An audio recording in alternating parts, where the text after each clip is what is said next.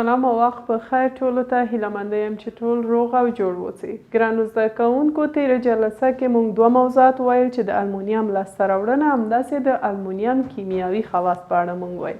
په دې هیله چې دواړه موضوعات مو په ښه توګه زده شوي وي. ګرانو زده کوونکو نن موږ یو نوې موضوع وایو چې زموږ نوې موضوع ده د څه په اړه؟ د انتقالي فلزونه په اړه چې د دې په اړه وایو په 162 پاڼه کې یو. نو ګرانو زده کوونکو انتقالي فلزونو ته څه ویل کیږي؟ ترانزیشن میټلز. ترانزیشن میټلز د دې په اړه وایو. ګرانو زده کوونکو انتقالي فلزونه په اړه تاسو لسم ټولګي کې هم معلومات لرئ ویلي وو. ګرانو زده کوونکو انتقالي فلزونه کوم فلزاتو ته ویل کیږي؟ چې د هغوی د اف ډي او اف فرعي اوربیتالونه د ټکېدو په بهیر کې وي. نو هماغه فلزات ته موږ څه وایو؟ انتقالي فلزونه وایو. چې په دې کې ګرانو زده کوونکو لنتانیم او لنتینیم او اکتینیم یعنی لنتنایدز او اوکتنایدز شامل دي. نو ګرانو زده کوونکو دلته که موږ هماغه لنتناید او اوکتناید مخکې له دې چې د دې په اړه ووایم ګرانو زده کوونکو دلته دا په دویم او دریم ګروپ کې موقع لري. نو دوه ځای کې موقع لري. که دلته ګرانو زده کوونکو دا پاک کړم بیا د دې په اړه هم وایو. نو هماغه تیوري په شکل ما خلاصه دلته د جدول رسم که زه وباسم نو ګرانو زده کوونکو دا منځنۍ برخه ده. دلته ګرانو زده کوونکو نو داسې تیوري ګرانو زده کوونکو فکر وکړئ. نو دا که جدول وي موږ ویلي وو چې 4 بلاک درلوده. نو دا اس بلاک وو، دا پی بلاک وو، دا ډي بلاک وو او دا هم اف بلاک وو. نو ګرانو زده کوونکو انتقالي فلزونه کوم فلزات ته ویل کیږي؟ دلته ډي بلاک او اف بلاک ته موږ انتقالي فلزونه وایو. ګرانو زده کوونکو چې په ډي بلاک کې چې په دویم دلته موږ دوه اصلي ګروپ لرو بیا دریم د دې ځای نه شروع کیږي تر 8 پورې. نو په دویم او دریم ګروپ کې دا موقع لري د انتقالي فلزونه چې څومره دي؟ تقریبا 40 دانې. بل ګرانو زده کوونکو دا لاندنۍ برخه دلته دا ال ای د لنتانیم هماغه ګروپ دی چې دلته بیا د دې په اړه وایو. دلته اکتینیم. نو ګرانو زده کوونکو هماغه عناصر چې دلته موجود دي د هغوی اف فرعي سویه د ډکېدو په بهیر کې دي. نو ګرانو زده کوونکو دا تقریبا 28 یعنی 14 د لنتینیم او 14 د اکتینیم دي. نو مجموعاً څومره کې ګرانو زده کوونکو 28 عناصر دلته په اف بلاک کې او 40 هم په ډي بلاک کې. نو دا ټول انتقالي فلزونه چې موږ جمع کو ګرانو زده کوونکو څومره کېږي؟ تقریبا دلته 68 کېږي. 68 عناصر انتقالي فلزونه دي ګرانو زده کوونکو. چې دلته بیا انتقالي فلزونه هم په دوه ډوله دي. یو داخلي انتقالي فلزونه او بل خارجي انتقالي فلزونه. چې دلته دا 40 دانې چې په ډي بلاک کې دي نو دې ته موږ خارجي انتقالي فلزونه وایو.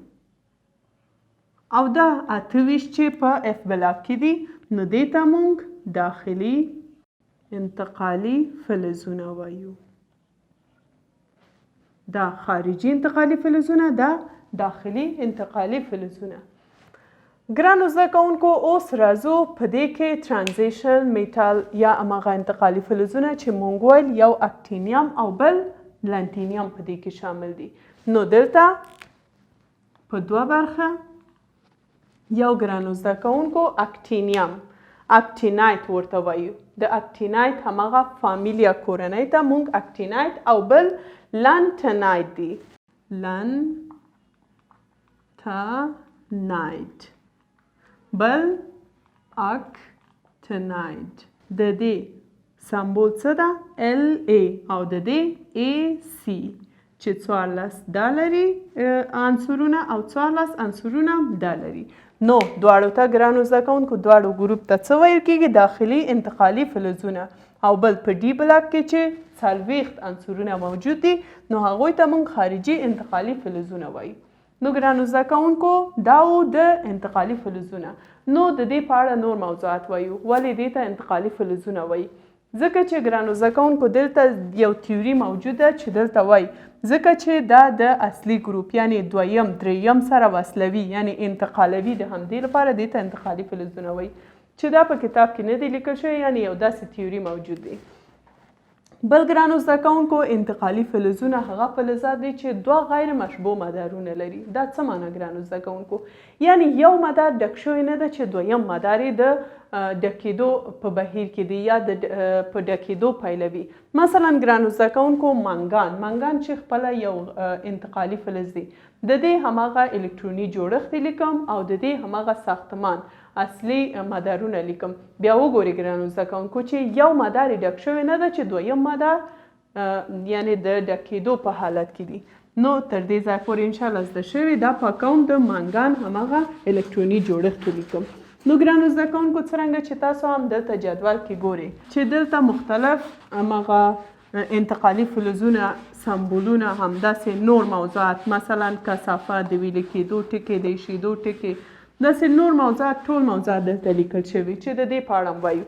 نو منګان ته راځو ګرانو زده کوونکو. منګان چې سمبول یې MN ده او 25 د دې څه ده د دې اتومي نمبر ده.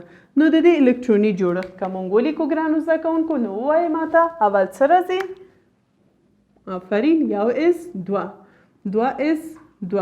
2p شپږ 3s 2 3p شپږ 4s 2. نو راځي چې دا حساب کو د دې نه زیات نشي نو 25 باید وي 2 او 2 4 دا هم 10 12 18 دا هم څه ده دا هم شل.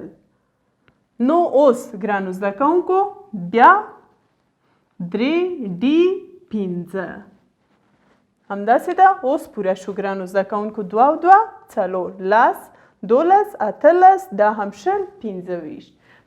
آخرینی مدار څه ده ګرانو زده کوونکو 3d15. نو راځئ چې اوس د دې مدارونه وټاکو. دا یو مدار دا هم دویم مدار دا هم دریم هم دا شامل ده ګرانو زده کوونکو هم دا یعنی دا دریم مدار ده. وګورئ د دې ضریب څو ده 3 نو دا هم دې سره حسابیږي او دا هم څلورم مدار. نو په اول مدار کې 2 الکترون په دویم مدار کې 8 الکترون دا خو مشبوع دی یا پوره. اوس دریم ته راځو 2 او شپږ څو کېږي ګرانو زده کوونکو 2 او شپږ 8 کېږي 8 او 15 14 الکترون او په آخرنی مدار کې 2 الکترون. نو وګورئ ګرانو زده کوونکو موږ دا په اووم ټولګي کې هم ویلی وو فکر کوم چې همیشه لومړنی مدار اول مدار 2 الکترون یعنی باید 2 الکترون ولري چې دا مشبوع شي. نو په لومړی مدار کې لومړی مدار یا قشر دا هم دویم دا دریم دا هم څلورم همداسې بیا پنځم شپږم اووم نو تر څلورمه پورې زه تاسو ته وایم. نو په لومړی مدار کې د دې لپاره چې مشبوع شي یعنی بشپړ شي څو الکترون په ځای کولی شو یا ځای لري 2 الکترون. په دویم کې 8 الکترون په دریم کې باید 18 الکترون وي په څلورم کې باید 22 الکترون وي. نو وګورئ دلته ګرانو زده کوونکو اولنی مدار پوره ده دویم مدار پوره ده نو دریم مدار وګورئ دلته باید 18 الکترون وي تر څو چې دا تکمیل شي مګر دا تکمیل شوی نه ده چې څلورم مدار څه شوی 2 الکترون یې اخیستی. نو دلته د دې هماغه رسم هم باسم دلته څو 25 دا هم د الکترون نمایندګي کوي هم د پروتون یعنی 25 پروتون او الکترون لري. نو پروتون کوم ځای کې موقعیت لري په هسته کې موقعیت لري همداسې نیوترون چې چارج نه لري. نو دلته یو دوه مونږ څلور مدار لرو 3 4 نو هماغه مدارونه یو دوه درې څلور مدار چې د دې نومونه ګرانو زده کوونکو K L M N. اوس په لومړی مدار کې څو الکترون لري؟ په لومړی مدار کې څو الکترون لري منګان 2 الکترون په دویم کې 8 الکترون دا بشپړ ده تکمیل ده. دریم کې باید دا 18 الکترون ولري که 18 ونه لري بیا 8 مونږ لیکلی شو مګر که د دې هماغه بشپړ یا تکمیل مونږ ووایو نو دلته باید 18 وي چې دلته بیا څو لري 2 او شپږ 8 او 15 څو کېږي 14. 14 الکترون او بیا څلورم کې 2 الکترون لري. نو دا تکمیل شوی نه ده چې څلورم مدار د ډکېدو په حالت کې دي. د همدې لپاره ګرانو زده کوونکو انتقالي فلزونه موږ وویل چې 2 غیر مشبوع مدار لري. بل ګرانو زده کوونکو په انتقالي فلزونو کې هماغه فلزات متحول اکسیدیشن نمبر لري. یعنی څو اکسیدیشن نمبر لري او دلیل یې څه ده ګرانو زده کوونکو؟ دلیل یې همدا ده. دلته مثلا ګرانو زده کوونکو د منګان اکسیدیشن نمبر دلته جدول کې وګورئ. د منګان اکسیدیشن نمبر څو ده؟ 2 مثبت، 3 مثبت، 4 مثبت او 6 مثبت. یعنی 4 اکسیدیشن نمبرونه لري. 2 مثبت، 3 مثبت، 4 مثبت او 6 مثبت. نو دا د کوم ځای نه اخلي؟ دلته ګرانو زده کوونکو کله چې دا 2 الکترون له لاسه ورکړي نو 2 مثبت کیږي. که د دې نه یو بل له لاسه ورکړي نو 3 مثبت کیږي. همداسې ده. د دې اکسیدیشن نمبر زه غلط ما خو نه دی لیکلی، نه صحیح ده. نو دلته کله چې 2 الکترون له لاسه ورکړي معمولا د هغوی دریم ځانګړتیا چې د انتقالي فلزونه یې دا دي ګرانو زده کوونکو چې د هغوی الکترونیګټیویټي کمه، الکتروپوزیټیویټي زیاته ده. پوهېږئ چې الکتروپوزیټیو د الکترون ورکولو خاصیت. نو دلته ګرانو زده کوونکو د همدې لپاره د هغوی اکسیدیشن نمبر که موږ وګورو که په جدول کې هم وګورئ ټول مثبت دي، ځکه چې هغوی الکترون ورکوي. کله چې یو عنصر الکترون ورکړي نو اکسیدیشن نمبر یې څه کیږي؟ مثبت. نو ګرانو زده کوونکو دلته دا 2 الکترون له لاسه ورکوي نو 2 مثبت. کله چې 3 الکترون له لاسه ورکوي 3 مثبت. کله چې 4 الکترون له لاسه ورکوي 4 مثبت. همداسې 6 مثبت. دا د دې اکسیدیشن نمبرونه کیږي. ښه ګرانو زده کوونکو بل د دوی کثافت ته راځو چې د انتقالي فلزونو کثافت یې ډېر دی. مثلا جدول کې وګورئ ګرانو زده کوونکو دلته په 162 پاڼه کې د دوی کثافت لیکل شوی. مثلا د تالیم 51.4 ګرام پر سانتي متر مکعب د دې کثافت. همداسې مثلا د کاپر د مس 8.98 ګرام پر سانتي متر مکعب د هغوی کثافت څه ده؟ زیاته ده نظر له اوبه. او بل د ویلې کېدو او د ایشېدو ټکي هم زیاته ده. مثلا ګرانو زده کوونکو وګورئ د تالیم چې ده د ویلې کېدو ټکي څومره ده؟ 1688 سانتیګریډ او د ایشېدو ټکي 3280 سانتیګریډ. همداسې د ونادیم که موږ وګورو 1900 د ویلې کېدو ټکي د 1900 سانتیګریډ او د ایشېدو ټکي 3450 سانتیګریډ. ګرانو زده کوونکو دا فلزي حالت کې ده. که د دې نه الیاژونه جوړ شي نو د دې ایشېدو ټکي او ویلې کېدو ټکي د دې نه هم زیاتېږي. یعنې د 3000 نه هم زیاتېږي. مثلا کېدای شي د 4000 حتی تر 5000 پورې دا ورسېږي. نو موږ ویلی شو ګرانو زده کوونکو چې انتقالي فلزونه تقریبا 8 عنصرونه دي چې د په ډي او اف بلاک کې موجود دي. نو د هغوی ډي او اف مغه فرعي اوربیتالونه د ټکېدو په حالت کې دي. 2 غیر مشبوع مدارونه لري. د هغوی کثافت د ایشېدو ټکي ویلې کېدو ټکي زیاته ده. الکترونیګټیویټي کم او الکتروپوزیټیویټي زیاته ده. بل د هغوی اکسیدیشن نمبر متحول یعنی مختلف اکسیدیشن نمبرونه اخیستلی شي.